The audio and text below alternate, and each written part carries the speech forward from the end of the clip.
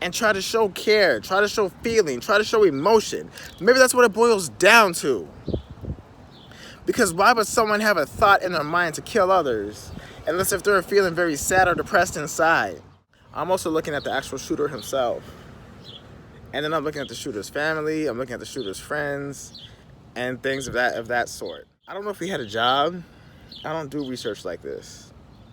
I don't know if he had a job, but let's say, for example, that gentleman did have a job at some point, and he had to get money to pay for his weapons and his suit. So when we think about that, let's say, for example, I worked with this dude.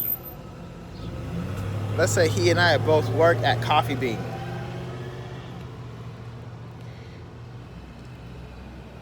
I'm confident he and I would have got along just fine.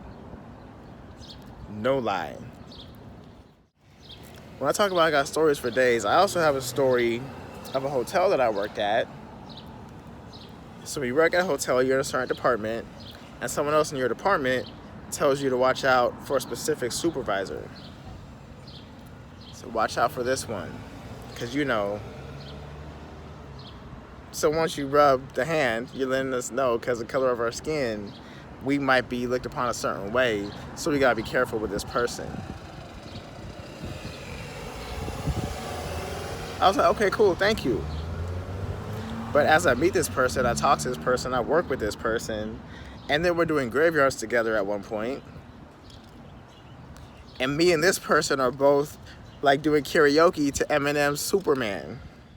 So for someone that might treat you a certain way because of the color of your skin, to be doing Eminem's Superman together in the middle of the night, clearly the complexion you see when you look at me doesn't matter to you at all, because we having fun, laughing, smiling, having a great time. Great time. So this dude that's gonna target African Americans, if I would have met him, I would have tried, and let's say we work in the same department, same area, we're both at the cashier stand, whatever, we would get along perfectly fine. And the comfort that person would have talking to me, if there is any doubts, questions, or concerns, I could talk to him about it. I could shed light on so many different situations. I know how to do that. Could it have been avoided? If he did have a friend like that, could it have been avoided? That's what I want to know about all these people that are doing things like that. Nonetheless, these people that are going through things or having the thoughts that they're having, the same way Tupac said. The same way Tupac said. Them dudes from KKK, when he was locked up, was getting his autograph. The truth shall set you free.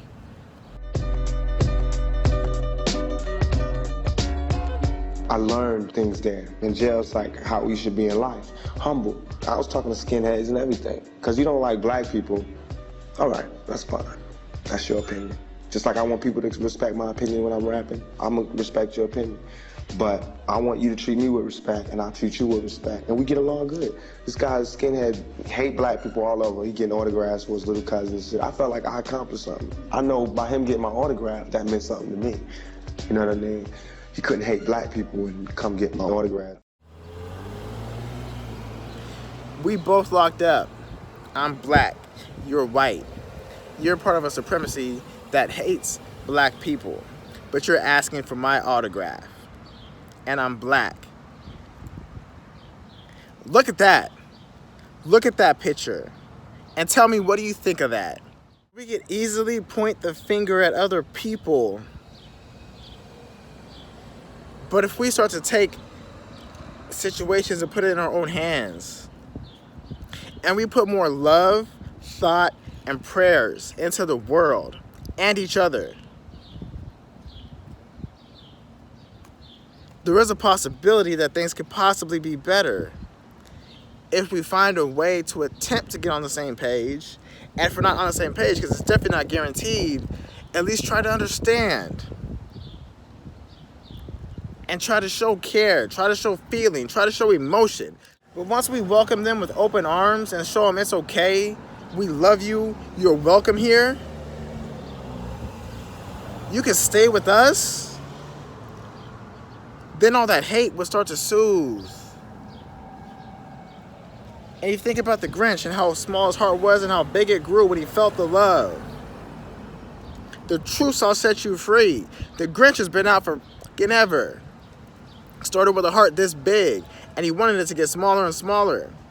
When he felt the love and the heart grew, and then he was a good person, picture every single fucking mass shooting person. Picture them as a Grinch. And then picture if you gave them the love that they needed, would they have done what they did? And then tell me how you feel about it. Because what made them have these thoughts? What led them to have these thoughts? Why do they have these thoughts? And if they met some of us, regardless of your race, regardless of who you are, if they met someone that they don't like, because of the handful of people that they met, doesn't necessarily mean that we're all that way.